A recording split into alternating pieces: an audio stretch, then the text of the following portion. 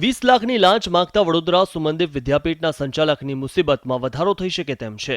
એસીબીએ ત્રણેય આરોપીઓને કોર્ટમાં રજૂ કરી 31 મુદ્દા સાથેની રિમાન્ડ અરજી આપી 14 દિવસના રિમાન્ડ માંગ્યા હતા, જેમાં કોર્ટે 3 દિવસના એટલે કે 4 માર્ચ સુધીના રિમાન્ડ મંજૂર કર્યા છે।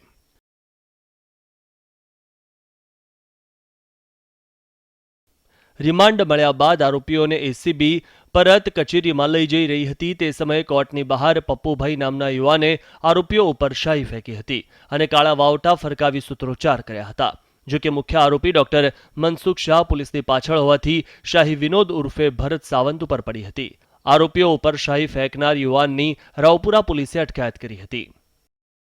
કોર્ટમાં આવો છે તારે કઈ જશે, હજુ બી અમે ઉગ્ર આંદોલન કરીશું અને કડકમાં કડક સજા નહીં કરવામાં આવે તો અમે ઉગ્રને ઉગ્ર આંદોલન ચાલુ રાખીશું। અને જેટલા બી મળતિયા હશે ગુજરાત સરકારમાં આટલા વર્ષોથી આ કૌભાંડ ચાલતું હતું, તારે ગુજરાત સરકાર કેમ સૂઈ રહેલી? અમારે આ જવાબ માંગો છે સીએમ જોડે કે આનો જવાબ આપે।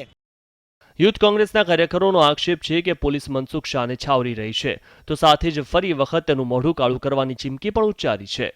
Bureau report, ETV news Gujarati.